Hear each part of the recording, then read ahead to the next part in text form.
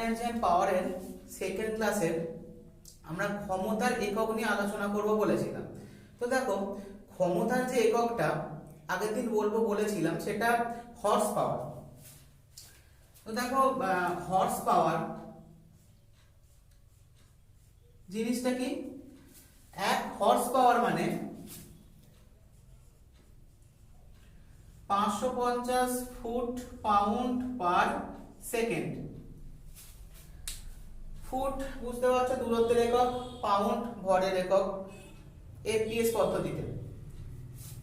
তাহলে এই জায়গা থেকে আমরা কি করে সিজিএস এবং এসএ ইউনিটে নিয়ে যাব জিনিসটা দেখো। তাহলে এটা ইজ ইকুয়াল টু কত লেখা যেতে পারে দেখো, 550 ইনটু, যখন ফুটটা আমি 32 গুণ করলাম, গুণ করার পর এটা চলে আসবে দেখো ফুট পাউন্ডাল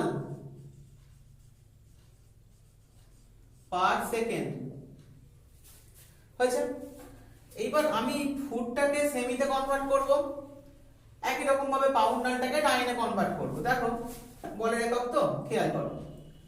তাহলে দেখো 550 ইনটু 32, এটা ফুট, সেটা ছিল যখন আমি সেমিতে কনভার্ট করে দেব কত আসবে না 30.48।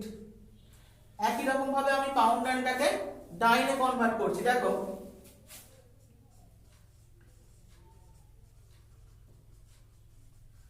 আমি আগের দিন বলেছিলাম যে এটা ডাইনে কনভার্ট করলে 13,825.728 হয়ে যায়। তাহলে এটা চলে এলো, দেখো পাউন্ডাল হয়ে গেছে ডাইন, ফুট হয়ে গেছে সেমি পার সেকেন্ড। এখন এটাকে যদি আমি গুণ করে দিই চলে আসবে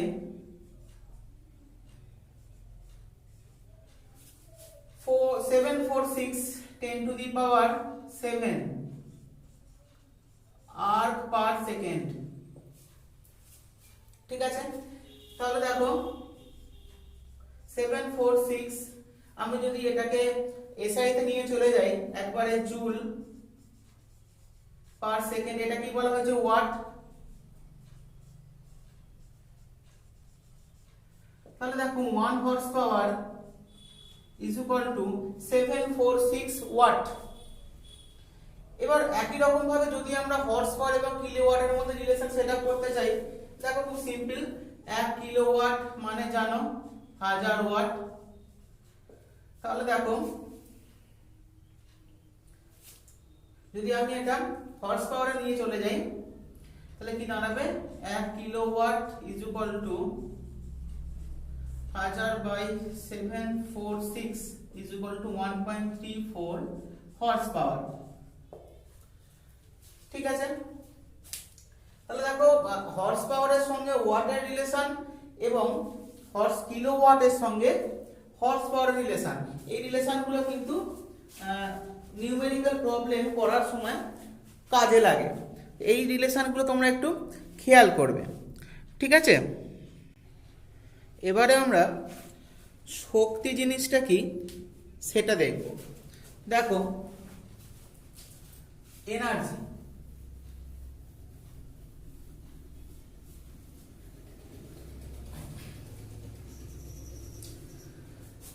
দেখো ওয়ার্ক হলো, পাওয়ার হলো মোটামুটি ভাবে। এবার এনার্জি, দেখো শক্তি বা এনার্জি হলো কার্য করার সামর্থ্যকে শক্তি বলে।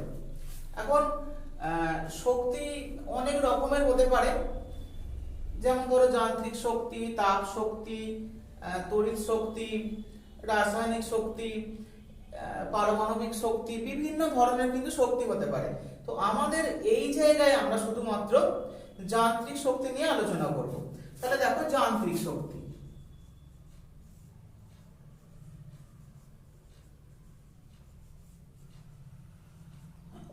যান্ত্রিক শক্তি কি? কোনো বস্তু তার আকার, অবস্থান বা গতি এইগুলোর জন্য যে শক্তির অধিকারী হয় সেটাই হলো যান্ত্রিক শক্তি। এখন যান্ত্রিক শক্তি দুই প্রকারের, কি কি না, স্থিতি শক্তি ও গতি শক্তি। স্থিতি শক্তি এবং গতি শক্তি, potential energy kinetic energy, mechanical energy. এখন মনে করো m ভরের একটা বস্তু v বেগে চলছে, এর উপর f পরিমাণ একটা বিরুদ্ধ বল কাজ করায় তার মন্দন মনে করো a হলো এবং s দূরত্ব যাবার পর সে থেমে গেল। তাহলে দেখো তার গতির সমীকরণ কি আসবে, দেখো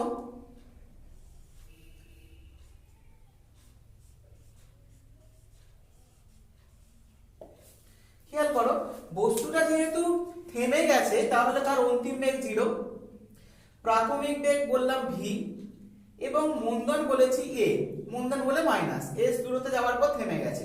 তাহলে সেই বস্তুটার জন্য গতির সমীকরণ হবে 0 = v² - 2as। এবার দেখো এই জায়গা থেকে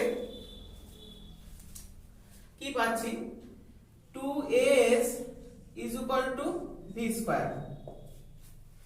বা s = v²/2a। এখন যেহেতু বিরুদ্ধ বল কাজ করেছে f এবং তার বিরুদ্ধে গিয়ে সরণ হয়েছে s, তাহলে কৃতকার্য কত হবে, কৃতকার্য মানে f × s করব আমরা। তো দেখো f s মানে কত পেয়েছি, v²/2a। তাহলে দেখো কি দাঁড়াচ্ছে, হাফ f/a × v²। ঠিক আছে, এবার দেখো f = m × a আমরা জানি, f = m × a, mটা হলো ওই বস্তুর ভর। তাহলে দেখো এখান থেকে f/a মানে কত আসছে না, m।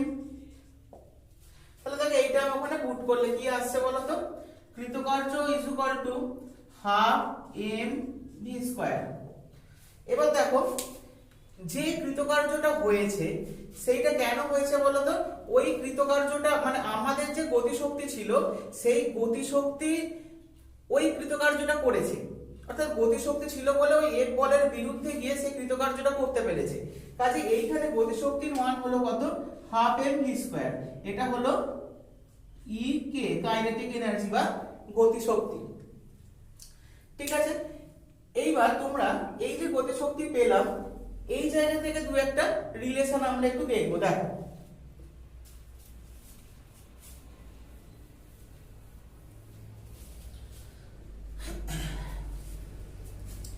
দেখো আমরা ভরবেগ কি জানি, p, মোমেন্টাম = কত, m × v, ভর × বেগ। ঠিক আছে, এইবার আমরা এইটাকে একটু সাজাচ্ছি। দেখো মনে করো গতিশক্তি EK, সেটা কত পাচ্ছি, হাফ m v²। এবার এটাকে একটু সাজিয়ে নিচ্ছি। দেখো তলাতে একটা m লাগালাম, এটাকে m² করলাম v²। তাহলে দেখো এটা কি আসছে, 1/2m। m মানে যেহেতু p, তাহলে m² v² মানে p²। এটা আসছে কত, p², অর্থাৎ আসছে যেটা p²/2m। এটা কি পাচ্ছি, EK, কাইনেটিক এনার্জি হলো। এবার দেখো একই রকম ভাবে আমি যদি p এর মানটাকে বের করতে চাই কি দাঁড়াবে, দেখো তাহলে p² = 2m × EK और p √ 2m EK। তাহলে দেখো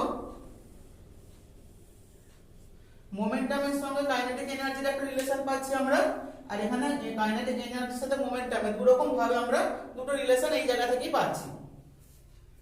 তো এইবার এই দুটো জায়গা থেকে কি ধরনের প্রশ্ন আসে দেখো, ধরো দেখাচ্ছি। দেখো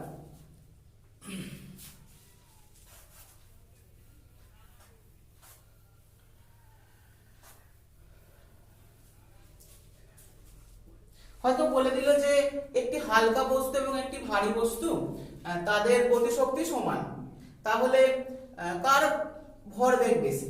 দেখো কি বলেছে, একটি হালকা ও একটি ভারী বস্তুর গতিশক্তি সমান, আমি ছোট করে লিখছি, ভরবেগ কার বেশি।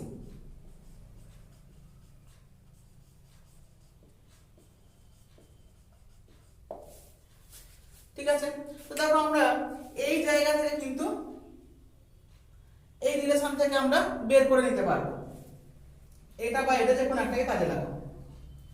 তাহলে দেখো আমি এটাকে বলছি P = √2mE_k। তাহলে দেখো এই জায়গা থেকে কি আসছে বলতো, P ভ্যারিজ অ্যাজ √m। ঠিক আছে, তাহলে দেখো দুজনের গতি শক্তি যেহেতু সমান বলে দিয়েছে, আর এই দুইটা কনস্ট্যান্ট, তো আমি এই জায়গায় চলে আসতে পারি। তাহলে দেখো এখানে বুঝতে পারছো যে যার ভর বেশি হবে তার ভরবেগও বেশি হবে। মনে করো হালকা বস্তুটার ভরবেগ মনে করো p1, এটা হবে √2m1 EK টা সমান বলেছে তাই আমি লিখলাম। ভারী বস্তুটা মনে করো p2, এটা হবে √2m2 EK। তাহলে দেখো যদি আমি রেশিও করে দিই কি আসবে, P2/P1 = √2m2 EK divided by √2m1 EK। তাহলে দেখো √m2/m1, তাহলে দেখো m2 ভারী m1 হালকা, তাহলে এটা গ্রেটার দেন 1, তাহলে দেখো P2 গ্রেটার দেন P1, অর্থাৎ ভারী বস্তুর ভরবেগ হালকা বস্তুর থেকে বেশি হবে। ঠিক আছে, তাহলে দেখো এই সমীকরণটাকে কাজে লাগিয়ে আমরা কি পেয়ে গেলাম না, ভারী বস্তুর ভরবেগ হালকার থেকে বেশি। তো এবার যদি ঠিক উল্টোটা থাকে, দেখো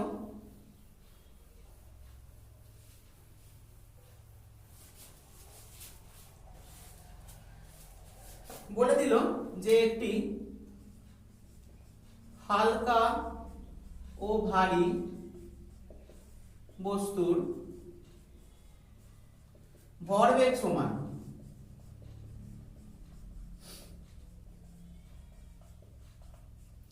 কার গতি শক্তি বেশি।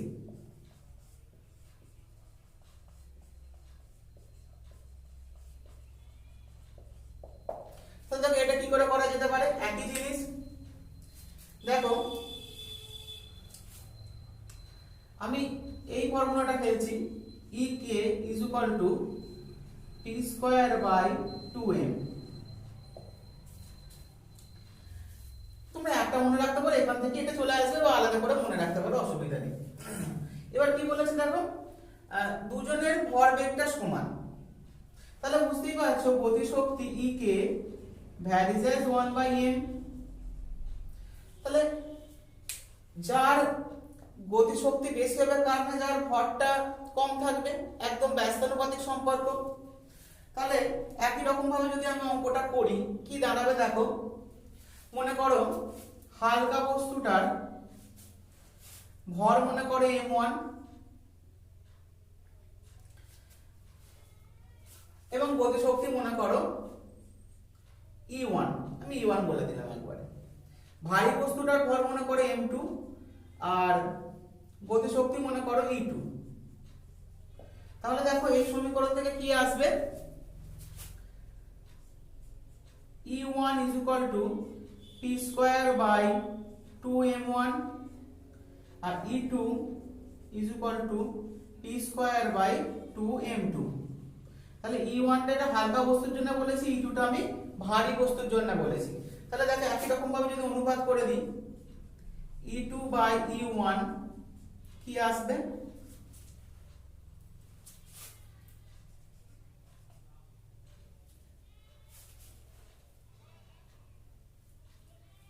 m1/m2। তাহলে দেখো m1/m2 এইটা লেস দ্যান 1, কারণ m1 হচ্ছে হালকা। তাহলে দেখো E2 লেস দ্যান E1, অর্থাৎ ভারী বস্তুর গতিশক্তি কিন্তু কম হয়ে গেল, মানে এটা ঠিক একদম ব্যস্তানুপাতিক সম্পর্ক কাজ করছে। ঠিক আছে, তাহলে তোমরা এই জায়গা থেকে এই দু ধরনের প্রবলেম কিন্তু আসতে পারে, তোমরা একটু খেয়াল করবে। এবার আচ্ছা এটা আগে দেখো, ঠিক আছে। তো এই জায়গা থেকে কিন্তু আরো এক ধরনের প্রবলেম আসতে পারে, আমি একটু দেখাচ্ছি, দেখো।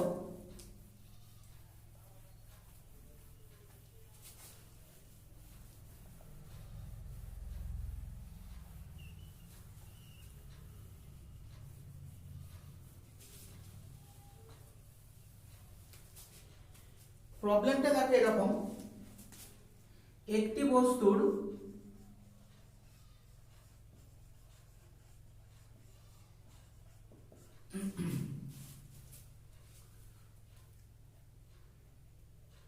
রৈখিক ভরবেগ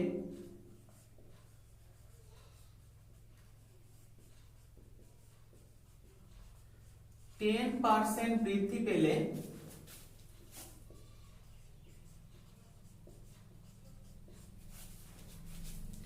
গতিশক্তি কত বাড়বে? ঠিক আছে, তাহলে দেখো কি বলে দিয়েছে যে একটি বস্তুর রৈখিক ভরবেগ 10% যদি বেড়ে যায় তাহলে গতিশক্তি কতটা বাড়বে। দেখো কিভাবে করবে, গতিশক্তি এবং রৈখিক ভরবেগের মধ্যে যে রিলেশন আমরা জানি, দেখো E k is equal to p square by 2m। ঠিক আছে, এবার দেখো p স্কয়ার হচ্ছে এখানে রৈখিক ভরবেগ, তাহলে দেখো রৈখিক ভরবেগ 10% বৃদ্ধি পাচ্ছে, তাহলে দেখো প্রথমে মনে করো রৈখিক ভরবেগ ছিল p, 10% বাড়ার পর মনে করো হয়েছে p1, p1 কত না ছিল p, এ 10% বেড়েছে, 10/100 of p, মানে যেটা দাঁড়াচ্ছে দেখো 1.1 p, এটা হলো p1 বেড়ে হয়েছে। তাহলে সেই অবস্থায় গতিশক্তি কতটা বেড়েছে দেখো, E কে আমি বলছি মনে করো এটা E কে 1 বেড়ে আলাদা হবে, তো E কে 1 সমান দেখো সেটা কত p1 স্কয়ার বাই 2m হবে। তাহলে p1 মানে কত 1.1 অফ p তার স্কয়ার বাই 2m, এটা আসছে। তাহলে দেখো এটা কত আসছে না 1.21 p স্কয়ার বাই 2m, তাহলে দেখো আসছে কত 1.21 অফ e কে। তাহলে দেখো ছিল প্রাথমিকভাবে e কে, বেড়ে কত হলো e k1 মানে 1.21 অফ e কে। তাহলে শতকরা কতটা বাড়লো দেখো e k1 minus e k divided by e k into 100%। তাহলে দেখো কত আসছে বসালে 1.21 of e k minus e k divided by e k into 100%। তাহলে দেখো এটা e k টা ক্যান্সেল আউট হয়ে যাচ্ছে, 1.21 minus 1 মানে 0.21 into 100% is equal to 21%। তাহলে দেখো এখানে এই অঙ্ক কি দেখা গেল না, যদি রৈখিক ভরবেগ 10% বাড়ে তাহলে গতিশক্তি বৃদ্ধি পাচ্ছে 21%। তো এবার একই রকম ভাবে ঠিক অপোজিট অঙ্কও দিতে পারে, আমি দেখাচ্ছি না, তোমরা বাড়িতে চেষ্টা করবে যে একটি বস্তুর গতিশক্তি হয়তো 69% বৃদ্ধি পেল, তাহলে তার ভরবেগ রৈখিক ভরবেগ বা মোমেন্টাম কতটা বাড়বে। এই ধরনের প্রবলেমগুলো কিন্তু দিতে পারে, খুব সহজ, এইভাবে তোমরা প্রবলেমগুলো দেখতে থাকবে। ঠিক আছে, দেখো আরো কিছু ছোটখাটো প্রবলেম তোমরা বাড়িতে চেষ্টা করবে, আশা করছি তোমরা পারবে। এবারে আমরা স্থিতিশক্তি জিনিসটা নিয়ে একটু আলোচনা করব। দেখো,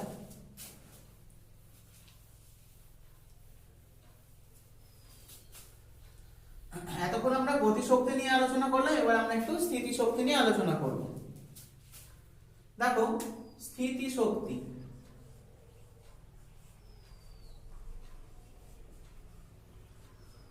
পোটেনশিয়াল এনার্জি।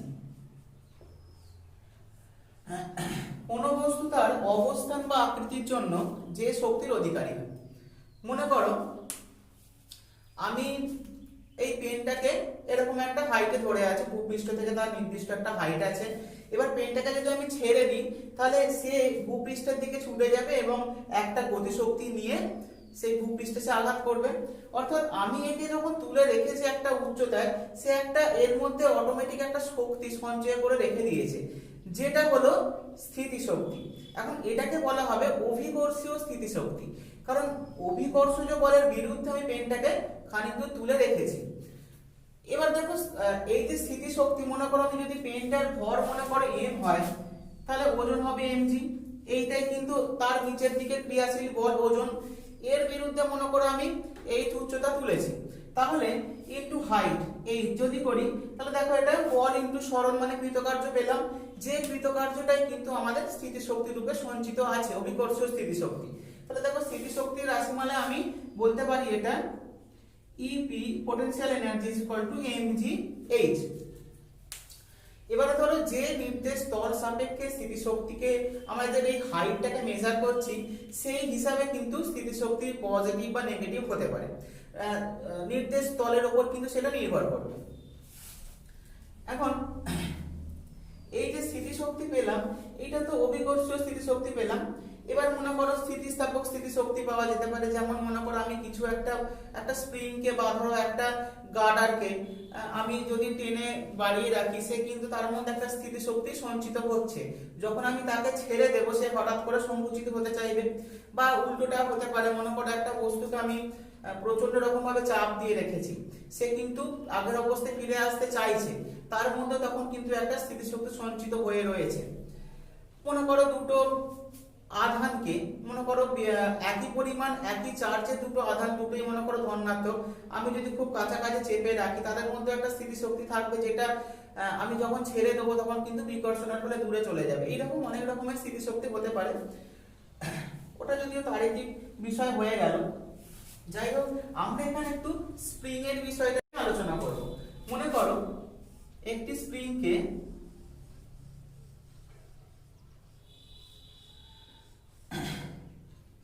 একটি ওজন দিয়ে ঝুলিয়ে দেওয়া হয়েছে, ওজনটাই এখানে মনে করো ডব্লিউ এবং এটাই তার বল। তার ফলে স্প্রিংটি মনে করো x পরিমাণ তার দৈর্ঘ্য বৃদ্ধি ঘটল, x পরিমাণ তার দৈর্ঘ্য বৃদ্ধি ঘটেছে, এখান থেকে এই পর্যন্ত মনে করো x। তাহলে দেখো, এই ওজনটাই এখানে বল। তাহলে এই যে আমি বলটা প্রয়োগ করলাম, সেই বলটা দেখো যত বেশি হবে তার দৈর্ঘ্য বৃদ্ধিও তত বেশি হবে। অর্থাৎ প্রযুক্ত বল এবং দৈর্ঘ্য বৃদ্ধি পরস্পরের সমানুপাতিক। তাহলে এই যে দৈর্ঘ্য বৃদ্ধি প্রযুক্ত বল সমান একটা কনস্ট্যান্ট থাকবে k ইনটু x, কেটাকে বলা হবে স্প্রিং এর বল ধ্রুবক। এবার এখানে একটা বিষয় ভাববার, স্প্রিং এর যদি আমি প্রত্যানয়নকারী বলটাকে ধরি, তাহলে দেখো প্রযুক্ত বল উপরের দিকে এবং সরণ হচ্ছে নিচের দিকে, তাহলে কিন্তু সেক্ষেত্রে আমরা এখানে একটা মাইনাস ইউজ করব। সেক্ষেত্রে আমরা করে দেবো কি f ভ্যারিয়েস মাইনাস x, তাহলে f is equal two minus of kx। এবার যদি আমি শুধুমাত্র মানটা নিয়ে থাকি, তাহলে f is equal two kx আমি বসিয়ে k এর রাশিমালাটা নির্ণয় করতে পারি f বাই x। তাহলে দেখো, এখানে যদি x ইজ ইকুয়াল টু 1 হয়ে যায়, k is equal two f হয়ে যাবে। অর্থাৎ একক দৈর্ঘ্য বৃদ্ধির জন্য যে পরিমাণ বল প্রয়োজন হচ্ছে, সেটাই হলো স্প্রিং এর বল ধ্রুবক। এবার এই যে স্প্রিং এর জন্য স্প্রিং এর x দৈর্ঘ্য বৃদ্ধি হলো, এর জন্য কিন্তু একটা কৃতকার্য হবে। দেখো সেটা কি করে পাবো, প্রাথমিক অবস্থায় মনে করো তার উপরেতে প্রযুক্ত বল ছিল 0, তারপর f বল প্রয়োগ করা হয়েছে, তাহলে গড় বল হবে কত, f বাই 2। ঠিক আছে, এবার এই বলের বিরুদ্ধে সরণ হয়েছে x, তাহলে কৃতকার্য কত হবে দেখো, w f/2 x বা হাফ fx, বা দেখো হাফ f মানে কত পেয়েছি না kx, বসিয়ে দিলে kx², এই x টা নিয়ে হয়ে গেল। তাহলে দেখো কৃতকার্য পেলাম কত, হাফ kx²।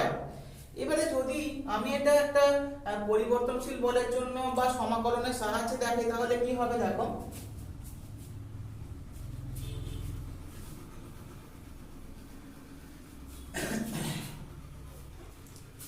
কৃতকার্য মনে করো f dy, y এর ভ্যালুটা 0 to x,